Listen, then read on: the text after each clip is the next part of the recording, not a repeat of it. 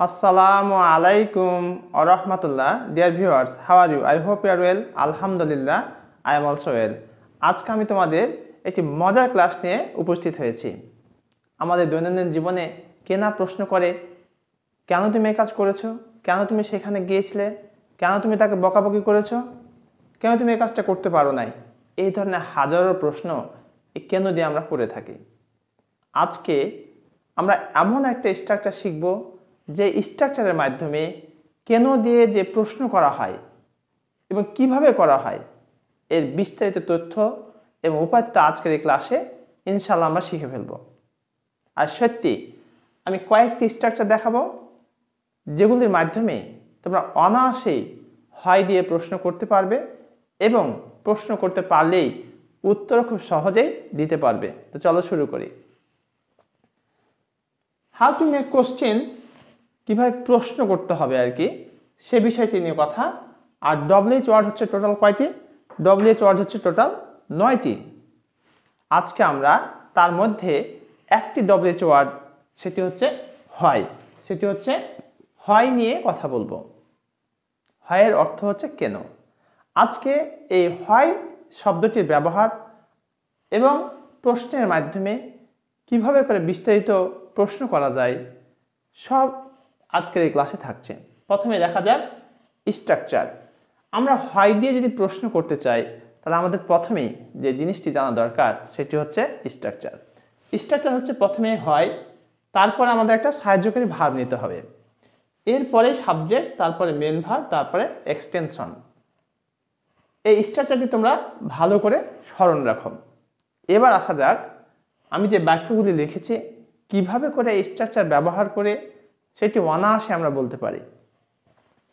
কেন তুমি সেখানে যাও, আমরা প্রায় দৈনন্দিন জীবনে বলি, এই কেন তুমি সেখানে যাও, কেন তুমি সেখানে গিয়েছিলে, কেন তুমি এই কাজ করনি, এই ধরনের হাজারো প্রশ্ন আমরা প্রতিনিয়তই করে থাকি। তো এইগুলো ইংরেজিতে কিভাবে বলতে পারি? দেখো, কেন তুমি সেখানে যাও, এইটা হচ্ছে প্রেজেন্ট ইনডিফিনিট টেন্স। আর একটু খেয়াল করো, এখানে আমি কিছু ভার্ব লিখেছি। এখানে তোমাদের এই বাক্যগুলো শেখানোর পরে এই ভার্বগুলো দিয়ে কিভাবে করে অনায়াসেই আমরা শত শত বাক্য বলতে পারি সেই বিষয় নিয়ে ইনশাআল্লাহ আমরা কথা বলবো। পাশাপাশি এখানে দেখো প্রেজেন্ট ইনডিফিনিট টেন্সের সাহায্যকারী ভার্ব হচ্ছে ডু অথবা ডাজ, পাস্ট ইনডিফিনিট টেন্সের ডিড, ফিউচার ইনডিফিনিট টেন্সের শ্যাল অথবা উইল। এই বিষয়টি স্মরণ রাখো, আমাদের অবশ্যই সহযোগিতা লাগবে আজকের এই ক্লাসে।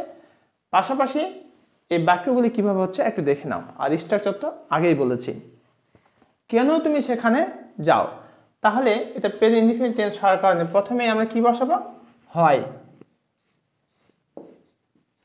এরপরে এই যে সাহায্যকারী ভার্ব ডু অথবা ডাজ, ডু কখন হয় আর ডাজ কখন হয়?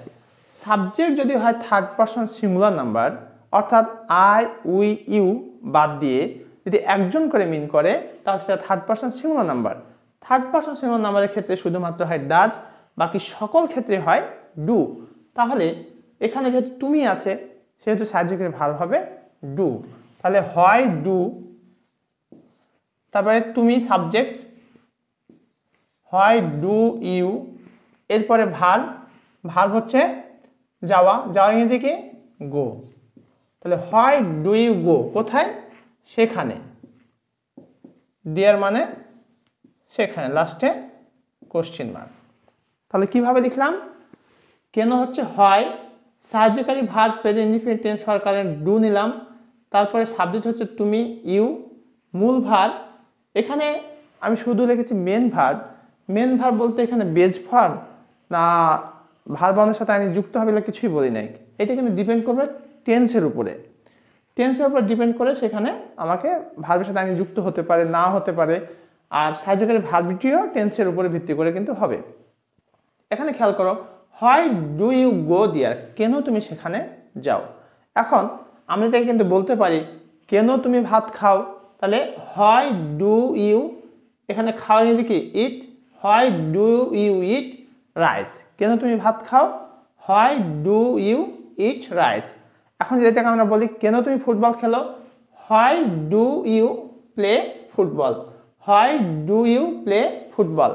কেন তুমি বইটি পড়ো, হয় do you read the book, কেন তুমি লিখো, হোয়াই ডু ইউ রাইট, অর্থাৎ ভার্বটাকে চেঞ্জ করলেই আমরা কিন্তু অনায়াসে শত শত বাক্যে বলতে পারছি। আরও দেখো যে কেন তুমি ভিতরে প্রবেশ করো, কেন তুমি ভিতরে প্রবেশ করো, তাহলে why do you enter in. তারপর বলতে পারি why do you play cricket, কেন তুমি ক্রিকেট খেলো, কেন তুমি গোলমাল করো, why do you make a noise, কেন তুমি লাফালাফি করো, হোয়াই ডু ইউ জাম্প। এইভাবে করে আমরা শত শত বাক্য কিন্তু অনায়াসেই বলতে পারি। কি চেঞ্জ করছি? শুধুমাত্র ভাবটাকে চেঞ্জ করছি, বাক্য কিন্তু আমাদের ঠিকই থাকছে। এবার আসা যাক নিচের বাক্যে। এটা কিন্তু প্রেজেন্ট ইনডিফিনিট টেন্স নিয়ে কথা বলেছি আমরা। এবার আসবো আমরা পাস্ট ইনডিফিনিট টেন্সে। কেন তুমি তাকে বকেছিলে? মা তার বড় ছেলেকে বলছে, আচ্ছা বাবা তুমি তোমার বোনকে কেন বকেছিলে? আমরা অনেক সময় দেখা যায় না যে বড় ভাই ছোট ভাইকে বকতেছে, বড় বোন ছোট বোনকে বকতেছে, তখন মা আবার মাঝ থেকে বলছে, এই কেন তুমি তোমার ছোট বোনকে বকেছিলে? তাহলে কেন তুমি তাকে বকেছিলে, এটা past indefinite tense. Past indefinite টেন্সের সাহায্যকারী ভার্ব আমাদের ডিড। এটা সকল পার্সনের ক্ষেত্রে কিন্তু ডিড। তাহলে কেন ইংরেজি হয়, সাহায্যকারী ভার্ব হচ্ছে এখানে ডিড। হয় ডিড, সাবজেক্ট হচ্ছে তুমি, সাবজেক্ট এখানে কি ইউ। হয় ডিড ইউ।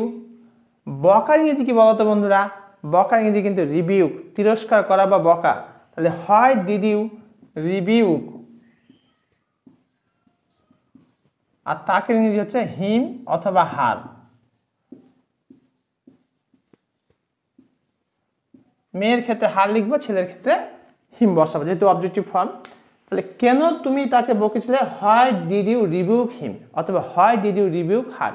এখন যদি আমরা তাকে না বলে এটা বলি, কেন তুমি মেয়েটিকে বকেছিলে, তাহলে কি হবে? হয় did you rebuke the girl. কেন তুমি তোমার মাকে বকেছিলে? পিতা ছেলেকে বলছে, বাবা তুমি কেন তোমার মাকে বকেছিলে? তাহলে হয় did you rebuke your mother. কেন তুমি তোমার বোনকে বকেছিলে? হয় did you rebuke your sister. কেন তুমি তোমার শিক্ষককে বকেছিলে? হয় did you rebuke your teacher. কেন তুমি তোমার বন্ধুকে বকেছিলে? হয় did you rebuke your friend. দেখো কত সহজ যে একটি স্ট্রাকচার শিখে আমরা কত বাক্য অনায়াসেই বলতে পারি। এই কারণেই তোমাদেরকে স্ট্রাকচারটি শিখে নিতে হবে, আর অনায়াসে তোমরা এই স্ট্রাকচার ফলো করে ভার্ব চেঞ্জ করে সাবজেক্ট চেঞ্জ করে অনায়াসে তোমরা বাক্য বলতে পারবে। এবার আসা যাক future indefinite tense. Future indefinite টেন্সের সাহায্যকারী ভার্ব হচ্ছে শ্যাল অথবা উইল। ফার্স্ট পারসন আই এবং উইয়ের পরে হয় শ্যাল, বাকি সকল পারসনের সাবজেক্টের পরে হয় উইল। খেয়াল করো, কেন তুমি তার কাছে যাবে? মা তার মেয়েকে বলছে, কেন তুমি তার কাছে যাবে? তাহলে এখানে যাবে ব বে বেন থাকলে ফিউচার ইনডিফিনিট টেন্স হয়। কেন তুমি তার কাছে যাবে, প্রথমে কেন ইংরেজি হয়, তারপরে এখানে সাহায্যকারী ভার্ব উইল। যেহেতু এখানে তুমি আছে, ফার্স্ট পারসন আই এবং উইল পরে হয় শ্যাল, বাকি সকল সাবজেক্টের পরে হয় উইল। তাহলে হয় উইল, তারপর সাবজেক্ট হচ্ছে ইউ। আমরা কিন্তু এই স্ট্রাকচার ফলো করে বসাচ্ছি। দেখো প্রথমে হয়, এরপরে সাহায্যকারী ভার্ব, তারপরে সাবজেক্ট, সাহায্যকারী ভার্ব উইল, তারপরে সাবজেক্ট ইউ। হয় উইল ইউ তার কাছে যাবে, তাহলে যাওয়ার ইংরেজি কি গো। হয় উইল ইউ গো তার কাছে, টু হিম।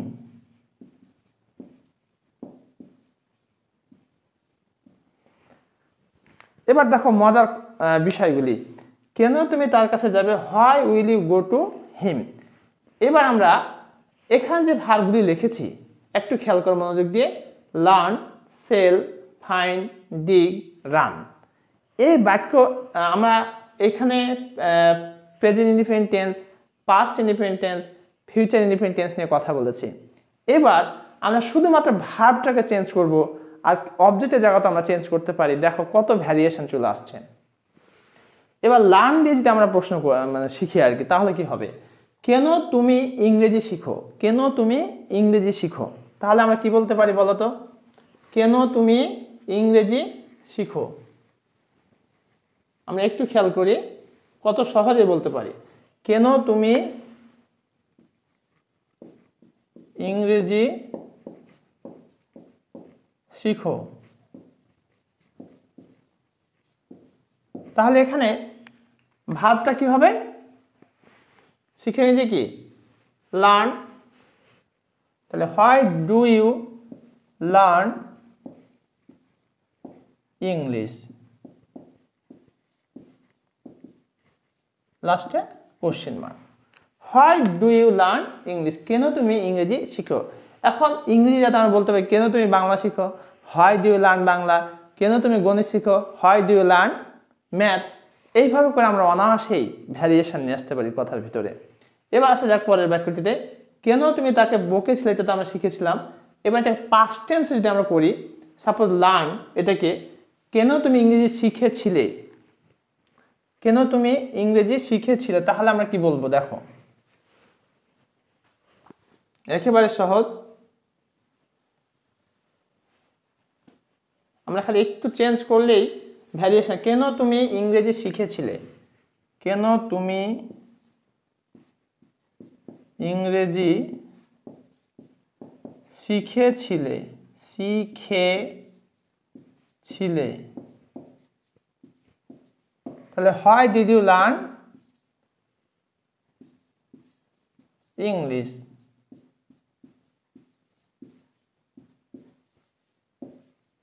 এটাকে খুব কঠিন মনে হয়, দেখো স্ট্রাকচার ফেলে দিলাম, কত সহজভাবে কিন্তু আমাদের উত্তর চলে আসছে এখানে।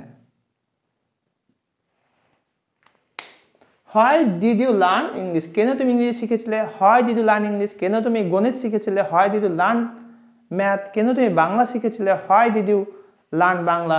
এইভাবে আমরা প্রশ্ন করতে পারি। এবার দেখা যাক ফিউচার ইনডিপেন্ডেন্স, কেন তুমি তার কাছে যাবে, এটা ছিল ভার্ব এখানে গো দিয়ে। এবার আমরা শিখবো লার্ন দিয়ে, কেন তুমি লার্ন, কেন তুমি কলেজে শিখতে যাবে, কেন তুমি কলেজে শিখতে যাবে বা কেন তুমি সেখানে শিখতে যাবে। তাহলে হোয়াই উইল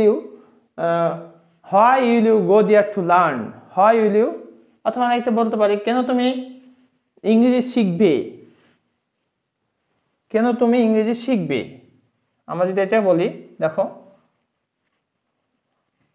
কেন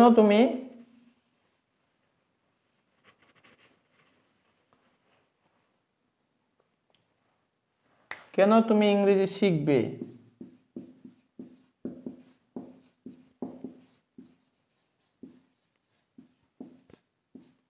একটু খেয়াল করো, কেন তুমি ইংরেজি শিখবে, তুমি ইংরেজি শিখতে যাচ্ছ, তখন তোমার শিক্ষক তোমাকে বলছে কেন তুমি ইংরেজি শিখবে। তাহলে why will you learn English,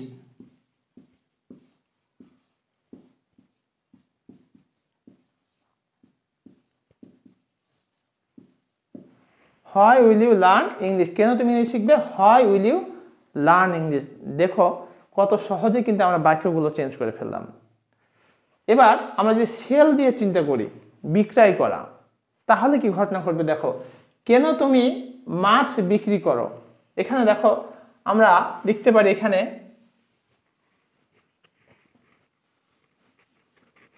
কেন তুমি মাছ বিক্রি করো,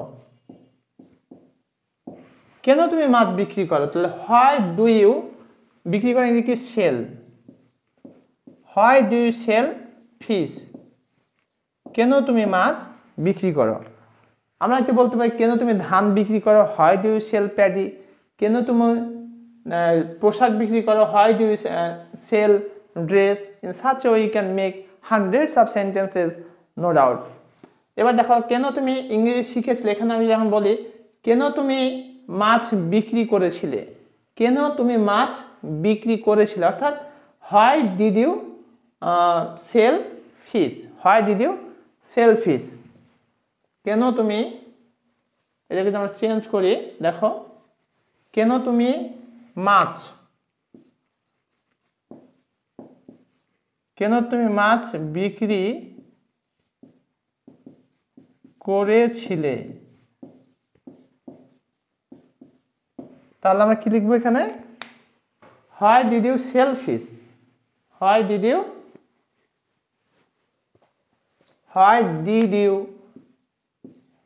সেল ফিশ। কেন তুমি মাছ বিক্রি করেছিলে, হয় ডিড ইউ সেল ফিশ। আবার কোনো শিক্ষার্থী বলছে স্যার আমি আর পড়াশোনা করব না, আমি মাছ বিক্রি করব।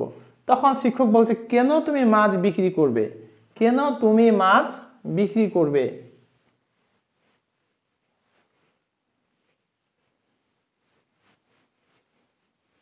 একটু খেয়াল করো, কেন তুমি মাছ বিক্রি করবে। তাহলে আমরা হয় উইল ইউ সেল মানে বিক্রি করা, হয় উইল ইউ সেল ফিশ।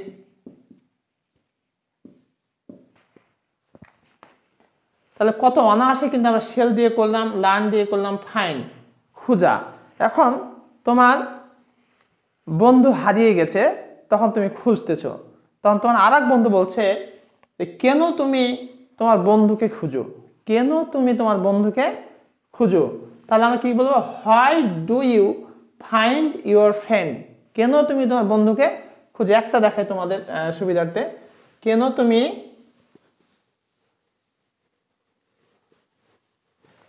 তুমি তোমার বন্ধুকে খুঁজো। তাহলে why do you find your friend.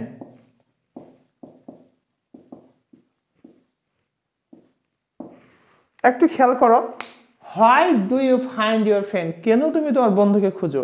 এখন আমি বলতে পারি কেন তুমি তাকে খুঁজো, why do you find him, কেন তুমি তোমার পিতামাতাকে খুঁজো। Why do you find your parents, কেন তুমি তোমার শিক্ষককে খুঁজো। Why do you find your teacher. In such a way you can make hundreds and thousands of sentences, no doubt. এবার দেখো এখানে কেন তুমি তোমার বন্ধুকে খুঁজো, প্রেজেন্ট ইনডিফিনিট টেন্স। এটা যদি পাস্ট ইনডিফিনিট টেন্সে বলি তাহলে কি হবে, কেন তুমি তোমার বন্ধুকে খুঁজেছিলে, কেন তুমি তোমার বন্ধুকে খুঁজেছিলে। Why did you find your friend, why did you find your friend, কেন তুমি তোমার বন্ধুকে খুঁজেছিলে। Why did you find your friend, কেন তুমি তোমার বন্ধুকে খুঁজবে, কেন তুমি তোমার বন্ধুকে খুঁজবে। Why will you find your friend, why will you find your friend. এইভাবে করে আমরা শত শত বাক্য অনায়াসেই কিন্তু বলতে পারি। এবার দেখো দিক দিয়ে মানে খনন করা। বাবা ছেলেকে বলছে বাবা তুমি কেন পুকুর খনন করো। তাহলে এখানে কেন তুমি পুকুর খনন করো, কেন তুমি পুকুর খনন করো। Why do you dig, why do you dig the pond, কেন তুমি পুকুর খনন করো। Why do you dig the pond, কেন তুমি পুকুর খনন করেছিলে। Why did you dig the pond, কেন তুমি পুকুর খনন করবে। Why will you dig the pond. তাহলে কত সহজে কিন্তু আমরা তৈরি করতে পারছি না। এবার দেখো রান মানে দৌড়ানো। এক বন্ধু আরেক বন্ধু বলছে এই তুমি দৌড়াও কেন। Why do you run, why do you run, কেন তুমি দৌড়াও, কেন তুমি দৌড়াইছিলে। হোয়াই ডিড ইউ রান, কেন তুমি দৌড়াইছিলে। হোয়াই ডিড ইউ রান, কেন তুমি দৌড়াবে। Why will you run, why will you run. In such a way you can make lot of sentences by using this structure. So my polite and humble request, all of my dear learners, please practice every day. Through your practice session you can develop your speaking, no doubt. And fine, I want to polite request to all of my viewers, please subscribe my channel and press the bell icon button. Thank you very much for watching this video. Assalamu alaikum wa rahmatullah.